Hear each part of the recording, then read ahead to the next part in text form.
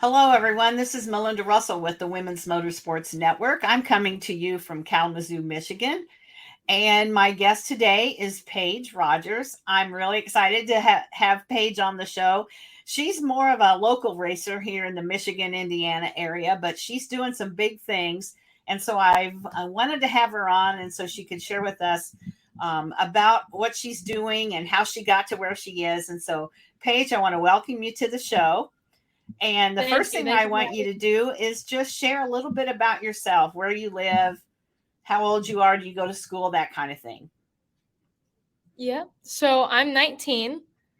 I'm from Fort Wayne, Indiana, but now I currently live in Concord, North Carolina, because that's where my race career has taken me.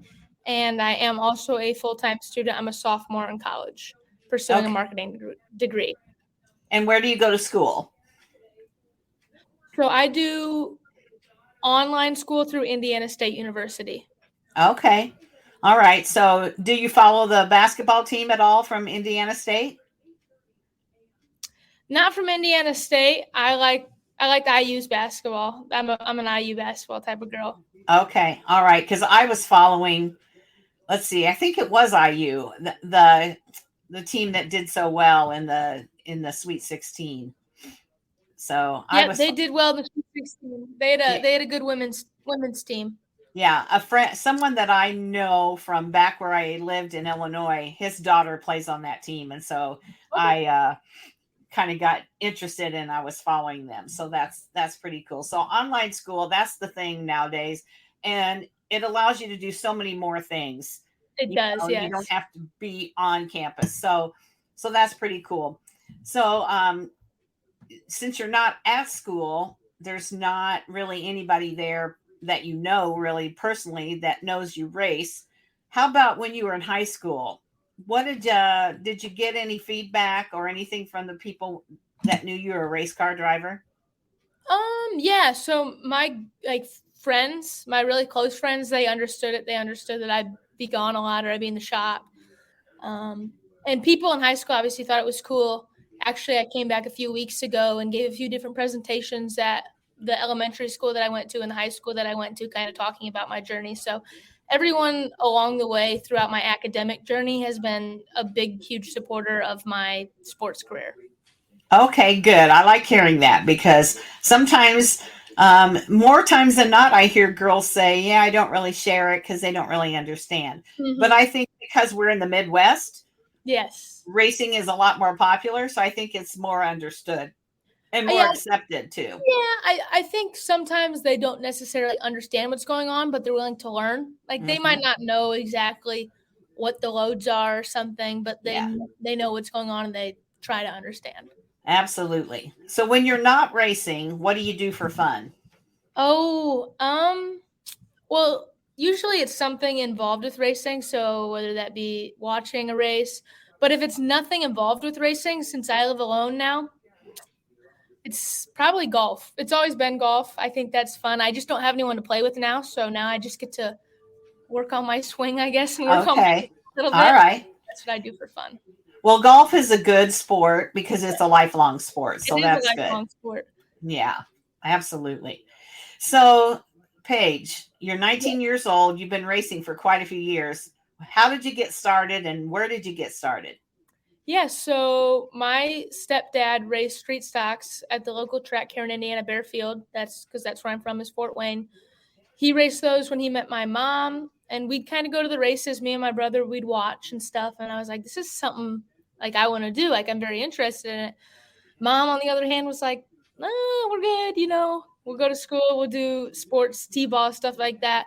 My dad brought home a go-kart one day. Mom wasn't too big of a fan of that. I, however, was a huge fan, and I started racing. They had a little asphalt track inside of Fairfield at the time, so that's where I started my motorsports career in Uh, 2013. 2013. So, how old would you have been then? Nine? Yep, somewhat 9, 10, Yeah. 10. Okay. And were there any other girls racing around that time?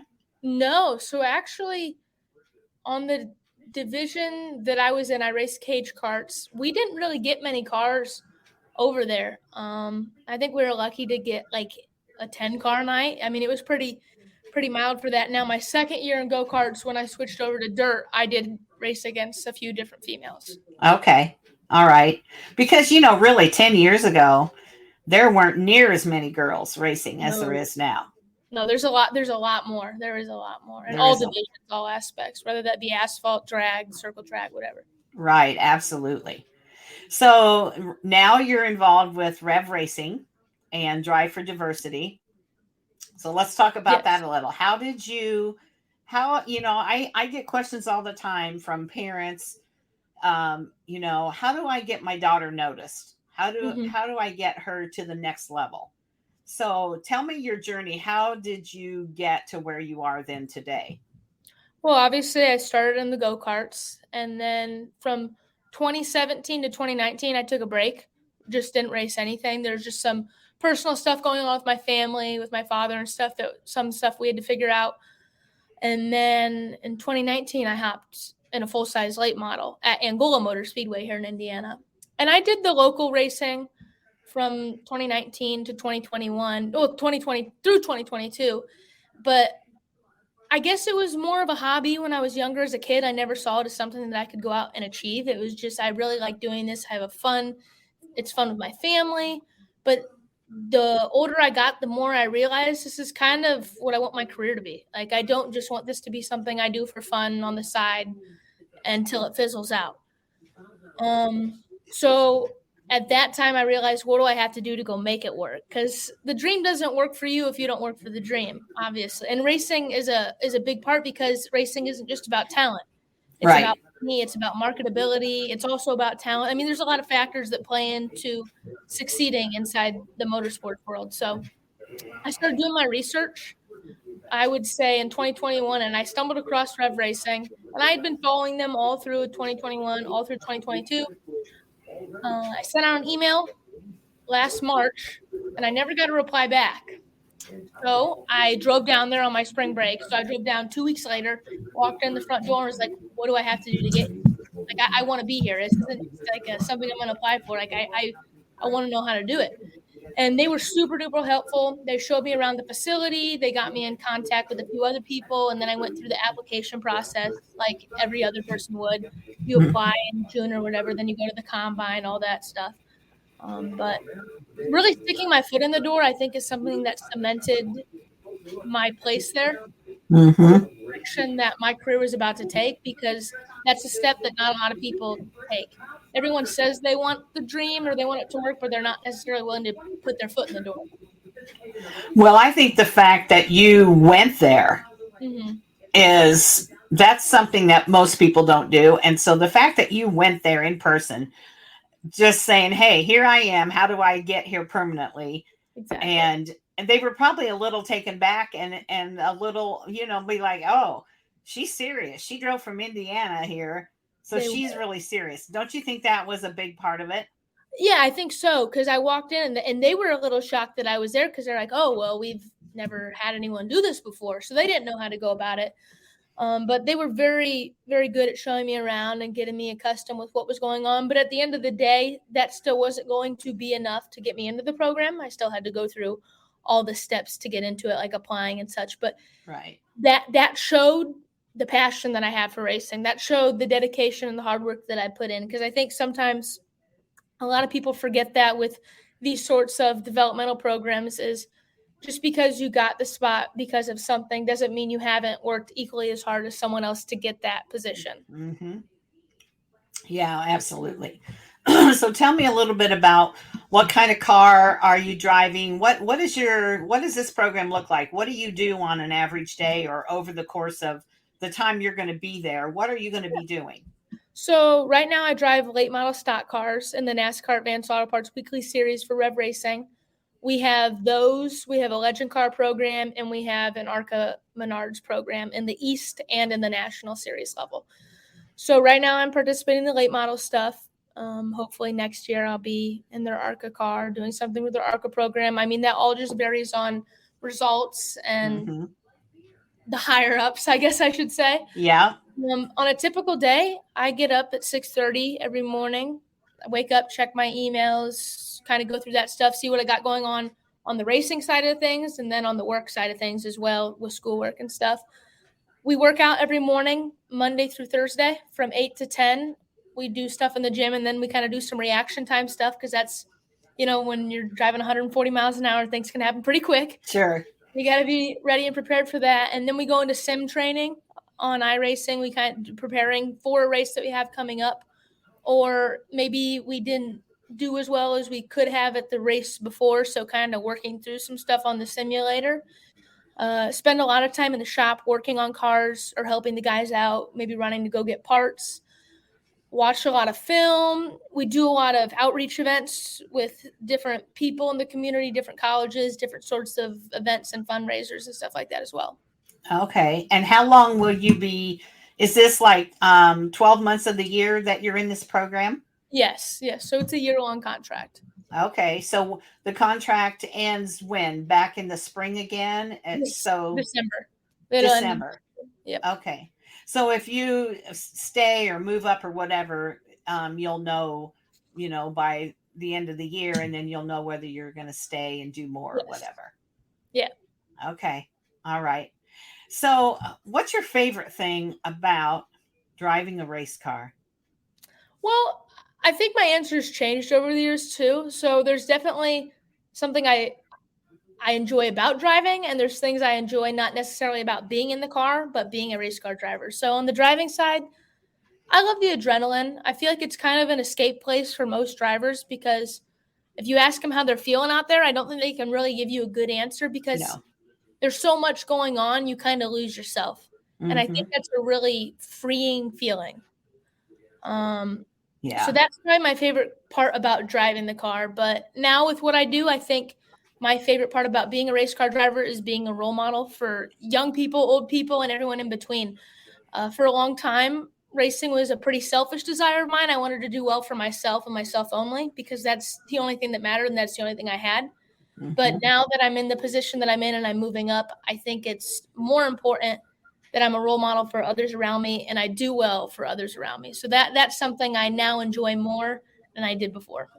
Yeah, and that just comes with maturity and experience. And, even now, you look at race car drivers, NASCAR drivers, whatever, yes, they'll bump their teammate or their mother or whoever to win a race. And that's okay. Because when it comes down to that, they're there to win for not just themselves, but their sponsors and their team. So I get that. But at a lower level, where there's not millions of dollars on the line, I think the fact that you understand that there's a lot more to racing than driving the car. Mm-hmm. And that is the thing that will stay with you throughout your life. Yes. Because if you can't, something happens tomorrow and you can't drive a car anymore, you still have all those other things that you've learned. Mm-hmm. And so that, I think racing teaches young people, especially, so much more than what people on the outside understand.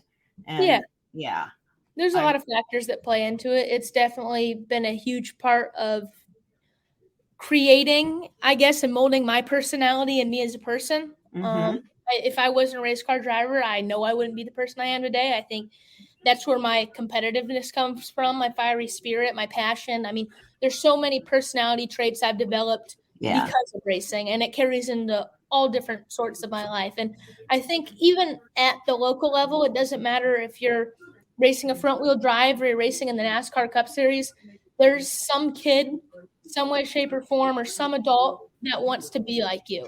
Mm-hmm. It doesn't matter. It doesn't matter if you've got $1 million behind you, if you got $10 to your name. I mean, there's someone out there that wants to be something like you, whether you show some sort of quality off the track, some sort of quality on the track. They see that. So I think it's important to recognize that. Yeah, I do too. Absolutely. So have you had a race or a special moment in your career that's like the one that you just always remember the most? Yeah, it's going to be my first win. So that came at Corgan Oil Speedway in Michigan in 2021. I was so close all year long, just bad luck would happen.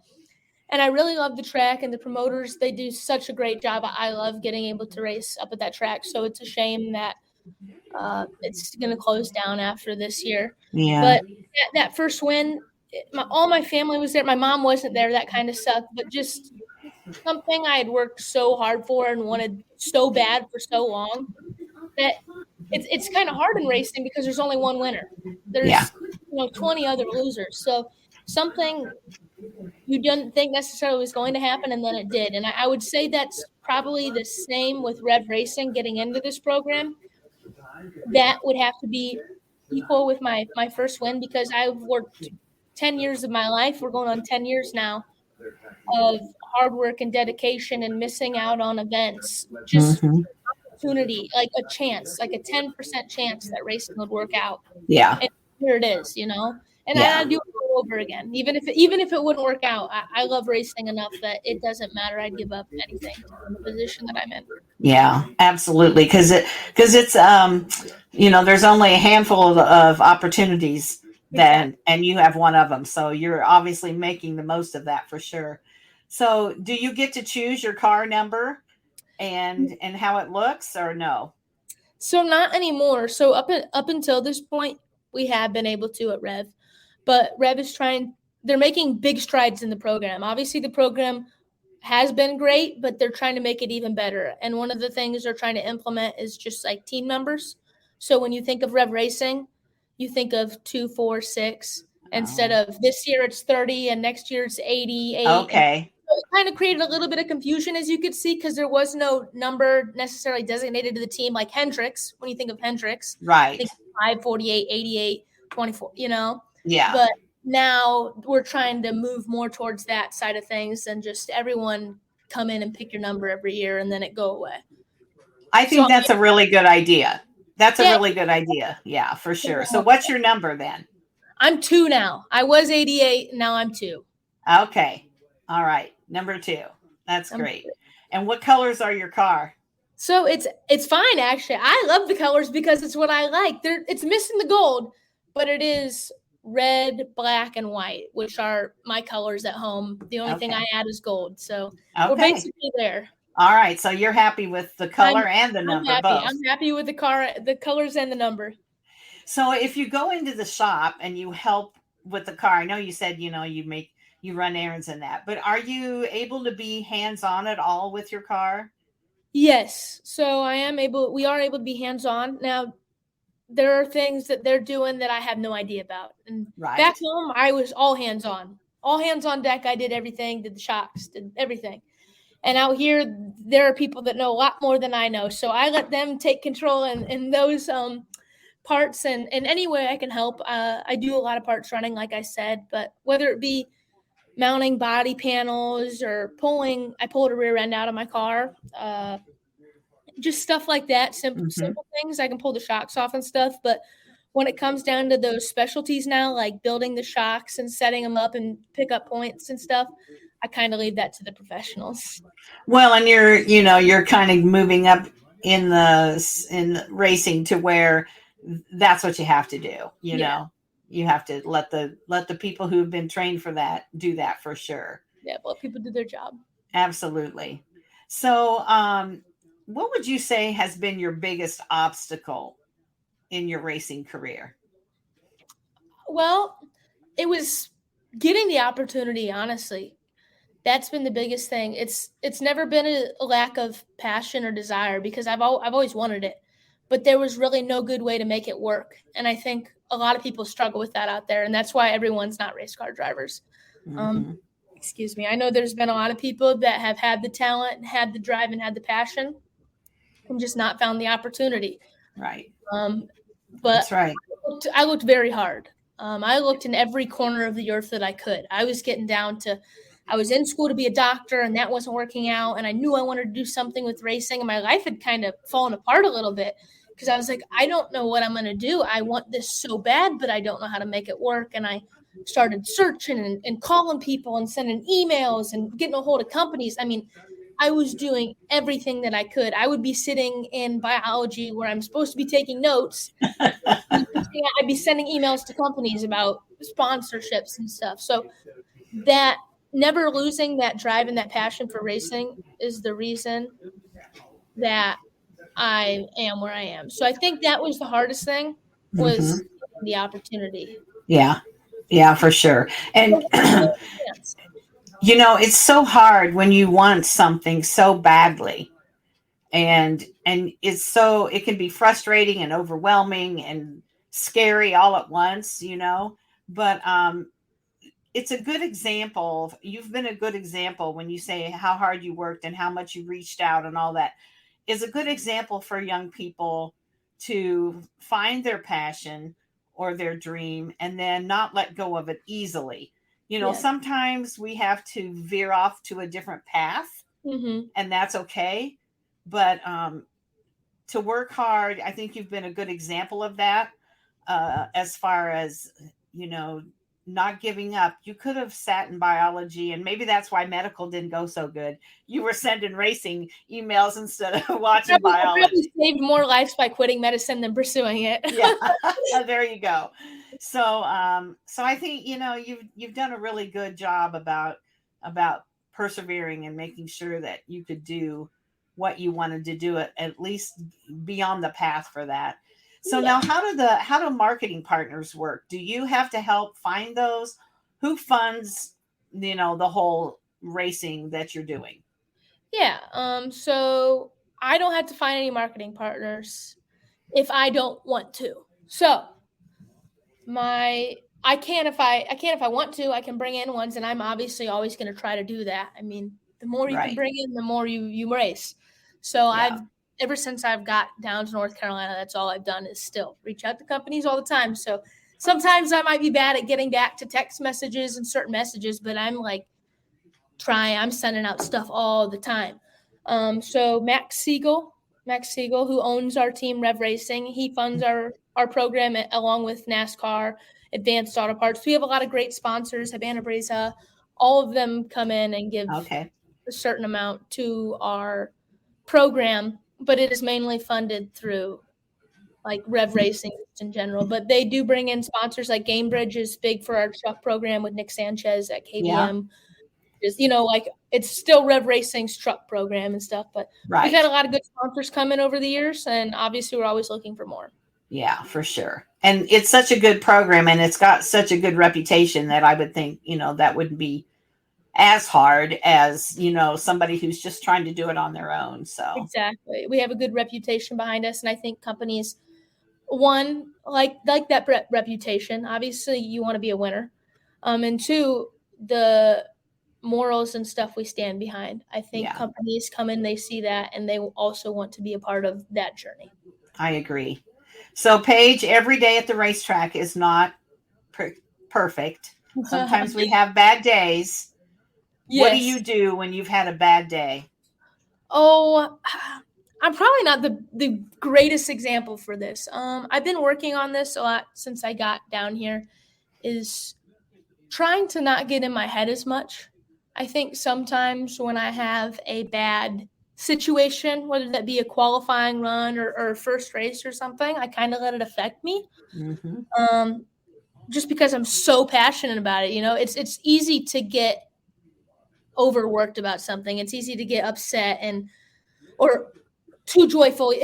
Emotions are heightened in racing. I mean, you're spending a lot of money. There's a lot of stuff on the line. So trying to take a step back is what I'm trying to do. So this weekend, I didn't necessarily have the best first race. I took a step back in between the first and the second race and just kind of calmed down and said, we're going to go make something happen. The race is going to happen, whether you want it to or not, it's going to happen. So you have to go out there and execute the best that you can. I think when I stop playing the comparison game, mm-hmm. I feel a lot better about what I do. So when I go to the gym every day, I go to the gym. There's going to be people that can lift more than me. There's going to be people that run faster than me, but I'm going to go work out the hardest that I possibly can. It goes the same on the simulator. I'm not the best at simulator. I get beat all the time, but I'm going to do it the best I possibly can. The second I started doing things the best I possibly could, things got better for me. Comparison is a thief of joy. Yes, Have you ever heard that? Yes, mm-hmm. I have. Yeah, I've heard that many times, and I've reminded myself of that many times because it's easy to compare yourself to someone else. And then all that does is take you down. You've got to put that away. Yeah, for sure. So do you get a chance to interact with the fans at all? I know, racing's just kind of getting going, but even in the past, I know it's easier when you're at a small track and that, but how do you interact with the fans? What do you like about that part of it, or do you like it? Some drivers are not crazy about interacting Yeah. with fans. Yeah. But how do you feel about that, and what have you done, or what are you going to do so that you can make some new fans of Paige Rogers? Yeah, so obviously I did a lot of it back home on autograph nights and stuff like that, or just people walking through the pits. And that's the same that it is now. I mean, people that walk through the pits, I've had my parents sitting up in the stands, people get to talking to them, and they have these kids that want to see you're this girl. And I think being a girl kind of helps with that in a sense. It does. I want the girl's autograph. And yeah. I get a lot of requests through Rev, like that people sending in letters for signed hero cards and autographs. I get those on social media as well. But I love interacting with the fans. I think that's one of the, like I said, more important things that we do as drivers, and not necessarily drivers, but athletes in general. There are a lot of eyes on athletes, and it's a known thing that athletes and professionals have a heavy influence on the people that are watching them. Right. I mean, that's why sponsors endorse drivers, is because people see that driver and they want to support that brand because that driver uses that brand or is absolutely. That having that connection with the fans is very important to success the farther and higher up you get. So I love it personally because I was once that fan. Yeah. I was that person that wanted to be that driver and have that opportunity. And now I'm the person with it. So it's only right of me to encourage kids so that anytime someone asks me how I did it or how I got there or what to do, I'm more than willing to help. So along that line, if you had a mother or dad come up to you at the racetrack and say, my daughter's been watching you, she wants to get started in racing, what would be your advice? So I've actually had that happen quite a few times already this year. Doesn't surprise me. I'll tell and I preach this in every single interview I've ever done, every single person I've ever talked to, is passion breeds success. If the passion is there, the success will follow. I think sometimes people have the want for things. They want to be a good race car driver. They want to be a good student. They want to be a good athlete, but they forget the dedication that it takes to get to that point. Just wanting to be a race car driver isn't enough. And I don't mean that in a mean way.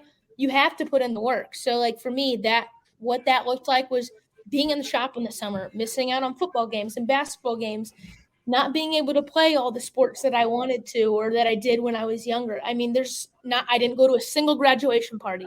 I was popular in high school, had a lot of friends, didn't go to a single graduation party. But that's what passion and success in racing looked like for me. Now, everyone's road is different, depending on how much money your parents have or the types of resources you have and what kind of racing you do. But I never lost sight of that. There was days that I wanted to. There was days I didn't want to go to the race shop and I wanted to go to the lake and be a normal kid. Yeah. I always saw the bigger picture. And I think that's the biggest thing I tell parents and kids and people that want to get into it is it's not about the days that you do want to do it. It's about the days that you don't want to do it. And absolutely. Those work the hardest because that's when stuff happens. Stuff happens when you don't want to do it and you go do it. That's when the real work shows. Yeah, I can't think what the exact quote is or even who said it, but success is built in the off season or in the gym, not on race day. And that's good for any career, football, basketball, anything. It's, and so you're so right about that. Yeah, absolutely. So let's talk about goals. What are your goals for your racing career?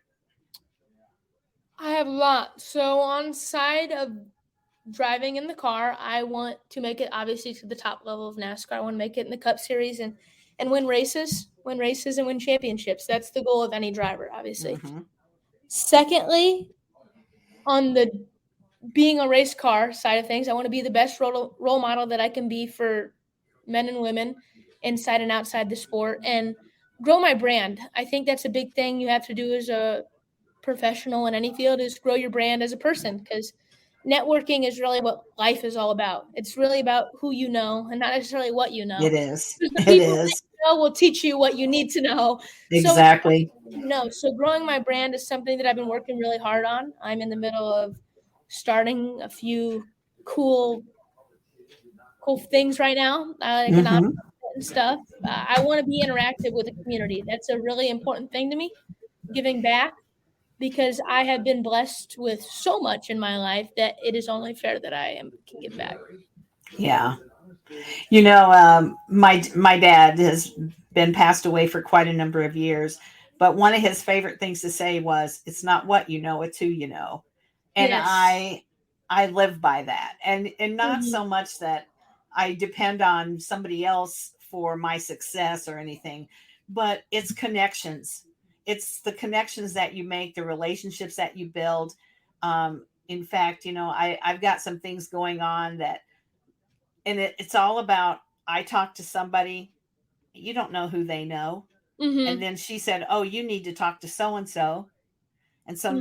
now, tomorrow I'm going to have a call with somebody I would have never known of, been connected to, or anything. Exactly. And it's just such a blessing, but you have to put yourself out there to do that. Mhm. It, I was the one that have reached out to this woman about something entirely different, about motorsports, but not in this way at all. And we talked almost 2 hours on the telephone. And if you know me at all, I am not a telephone person. I'm I not mean, either. you can text me, you can email me. I love to talk to people in person or like this, Mhm. but I'm not really a phone person as Mhm. much as, maybe some people are. My husband's a phone person. He has all these buddies that he calls and they talk about hunting and all this stuff. And it's like, yeah, no, I don't want to do that. So, the what not what you know, it's who you know is so, so true. And it can really benefit you in so many ways. Mhm. Yeah. So when you get to the top level of cup, then we can look back on this day in 2023 and say, "Hey Paige, you remember when we did that interview and you said you wanted to be the top level of in a cup racer?" And those are Mhm. the things that I look forward to when I interview, especially younger gals, Mhm. that have everything in front of them. And you know, one of the kids that I've watched, and everybody knows this, is Carson Hocevar. I've watched him race quarter midgets from the time he was young. He raced against my granddaughters, and I got to know his family, and I've really been a fan of him just because he is from here, and I know him personally. And so I have so many girls and women that I've interviewed that I feel like are friends now, and I really follow their careers more than they probably realize. And it's just fun, and um, it's worthwhile for me to do this, so that Mhm. I mean, you're getting your name out there, but there's a lot of people that still don't know who Paige is. And so Yeah. if you can share this through a podcast, or we can do something for you down the road to help you get your name Mhm. out there, that's what it's all about. Getting people to know, who is Paige Rogers, what does she do, what is she passionate about, and that's just such a big part of your success, not just how well you drive that car. Mhm. Yeah. Yeah. I think I've raced against your granddaughter before. Oh, probably because both of them I believe. raced. Yeah. Both of them raced, McKenna and Maddie. So, yeah, I'm sure you probably did at some point, especially if you were at McKenna. Kalamazoo's. Yeah, McKenna, McKenna. her. I I raced would, against her at Springport, yeah. and I raced against her at New Paris. That would have Okay. been a couple years ago, and I think I raced against her at Kalamazoo too. Yeah, that's probably true. Yeah, for sure. So, do you think there's any benefits, or have there been any unexpected benefits or challenges of being a girl or a woman in racing? Yeah. So obviously one of the benefits that I get to reap the rewards of now obviously is rev racing. Mm-hmm. But like I said, just because I'm there because of who I am doesn't mean I haven't worked hard to get there. Right. And anyone close to me or that knows my journey and the things that I have gone through to get where I am will tell you the exact same thing. I have been so dedicated for so long and had just tunnel vision towards this goal of getting to a certain point in my career. Yeah. Challenges, I don't want to necessarily say any challenges, but it is different. So obviously, racing has been a predominantly male white man sport for a very, very long time. Yeah. But I think the generation that I'm coming in and the programs that I'm in have like what we do and other programs out there and people, the word getting out there that the sport is changing. I definitely see it. I've seen Yeah. it in, like we talked about, the last 10 years. I've seen it. Now Mm-hmm. I go to a track out in North Carolina and there's girls everywhere. Or I Right. go to Millbridge on a Wednesday night and there's girls right there. I mean, it's just, you see they're everywhere now, which is Yeah. great. I love that. So I think the barrier for being a woman in motorsports is being knocked down ever so slightly. It's getting chipped away at, which is, Mm-hmm. Rome wasn't built in a day, so the wall won't be Right. down in a day either. Right. But I'm going to have to get you the names. I've got, there's at least 2 girls that I've interviewed that race at Millbridge quite often. I'll have to get you their names. And if you go there sometime, go see them because they're quite a bit younger than you. I would ask you to go see them and talk to them and just make friends and give them someone that they can look up to as well from there, because there's a I know Millbridge is on my bucket list, if you can believe that. I mean, I have a bucket list of racetracks to get to, and I know so many people that race at Millbridge, and you hear about it all the time. And I've interviewed the woman that owns the track, her and her husband, and so that's on my bucket list. I want to go there and check that out. But I'll get you their names, Paige, and you can check those out.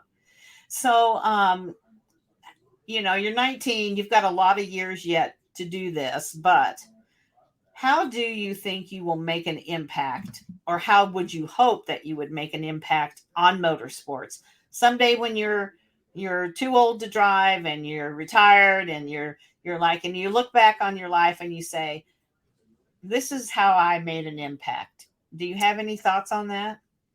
Yeah, so that's the goal at the end of the day for me, is to make an impact. I don't want to be a driver that has come in and passed and no one knows who they are or what they did. So if I don't ever do anything in my race career on the driving side, like if people don't remember me for being the greatest driver ever, which, that's up for interpretation on all parts, I Right. want to make an impact in all people's lives. I want to be someone that was part of the change, the initiative to bring more women into the sport. Mm-hmm. But I don't want it to stop at that. I don't want to just see more women get in the sport. I want to see more women get into all male-dominated fields. I also want to see men get into more female-dominated fields. I want people to take away from this that if you have the passion for the thing that you do, and if you put in the hard work, you can do whatever you want. I want people to do what they love, because when you start to see people doing what they love and loving what they do, it makes the world go round. And I think sometimes the world's lost that bit of passion, and kids and teenagers feel more pressured into, maybe they have to go to college or they have to do this specific field or trade because they think that's the only way that their life's going to work out. So it's okay to not have it figured out right away. It's okay to not take a traditional path, in a sense, to what your career is. And that's the impact I want to have, is that if you love what you do and you do what you love, it's going to work out. It's fine. It's great. That's what you're meant to do. That's what you're meant to be doing. Yeah, absolutely. So let's talk about social media for a minute here. It's big. You're the age that is really big. How do you use social media to promote yourself, your race team? What platforms do you use? And then as part of that, do you think social media overall is a help or a hindrance? So I'm trying to get better at it. I'm not very good at. I'm not terrible, but I'm not good by any means. I'm trying to work at it. We use Instagram, Facebook, Twitter. starting a YouTube channel to start doing different sorts of stuff on, because that's big. There's TikToks. Don't really do much on that. But I have a website. There's all different forms, and we try to be on as many forms, if not all of them. But I think it helps. I think it's good for sponsors. I think when you're using it in that sort of way, or as a recap, I think it works well. And I think sponsors really like that. They want to be able to give more money if you make ads or posts about them or whatever. But I also do think it hinders a lot of things because, one, people don't feel like they have to attend the races to get the results or what's going on, which can go either way. I mean, I've vote for that too. But I think sometimes it creates a false expectation, a false reality. I think because so many people talk on social media and so much is out there and so much is being said, that it can have negative effects on your performance. Or if you have a bad performance, that might have went from, oh, it really only looked like this, but now it's been blown out of proportion. And Right. So it has its pros and it has its cons, just like in all forms of life. But I've had it go both ways. I've had it really help me before, but I've also had it kind of been like, oh, maybe.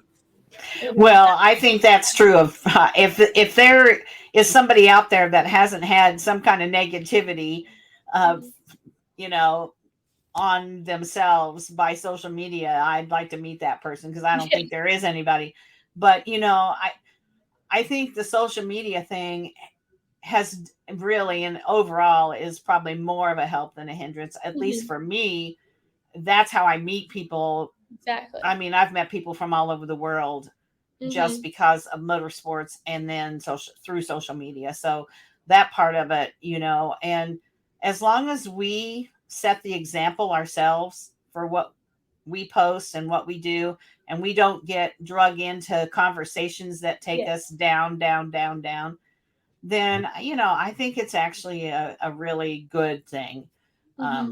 So, because it would be hard for me to get to all the racetracks and follow all of you girls that are racing, but social media, I can do that. So you're telling me you can't be at two places at once? No, I haven't figured that out yet.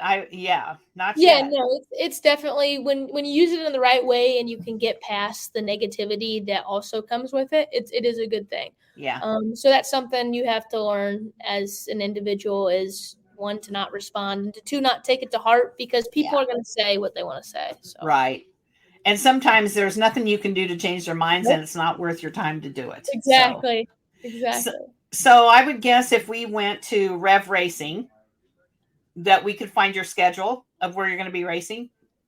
So it's kind of up in the air, just because it really depends what's going on with ARCA. We're very busy between the truck. We just added the truck team this year, so that's like a really big step. Obviously, one of NASCAR Top 3 series. Right. We're running ARCA Elite, so the national series. We're also running ARCA East. And then we have a late model campaign and the legend car campaign going on. So it's really just a bunch of stuff going on. So we more work on a month-to-month basis. So at the month, we kind of get together and say, this is our plan for this month. Okay. But would that be where we would go to find that, like the schedule of who's all social media? So we'll post. Okay. When the time comes, it'll be like, this is what's coming up for this month for drivers. Okay. In this section of the program. All right. Sounds good. All right. So we're going to do a fun little thing called Quick Answers. Okay. Quick answers. I'm going to ask you some of your favorites, and I don't want you to think too hard on it, know, and if something I ask you don't have one, just say I don't have one. Okay. All right. I'm ready. All right. What's your favorite food or restaurant? Favorite food? Seafood. I love seafood. Okay. What's your favorite color? Red. Favorite animal? Oh, shoot. Dogs. I'm going to go with dogs. Favorite vacation destination or somewhere you would like to go? I haven't really been anywhere because of racing. I would say Italy. I'd want to go to Italy. Okay. Favorite candy? Ooh, anything sour. Sour Patch Kids? Yep, I'm a Sour Patch Kids type of girl. I cannot tell you how many answers are Sour Patch Kids, and that's Sour one thing. Can't do it. Favorite racetrack? Oh, that's a hard one. I'm gonna go with Citrus County Speedway in Florida. Okay. And why? Why is that your favorite? I had a good showing there when I did the Wheelman series with the sportsman car down there last year. Okay. It was really All right. fun, cool experience, and that's when I figured out that I made it into the combine for Rev. So the weekend total was good. Okay. Memorable weekend. So, do you have a favorite movie or actor or actress? Do I have a favorite movie?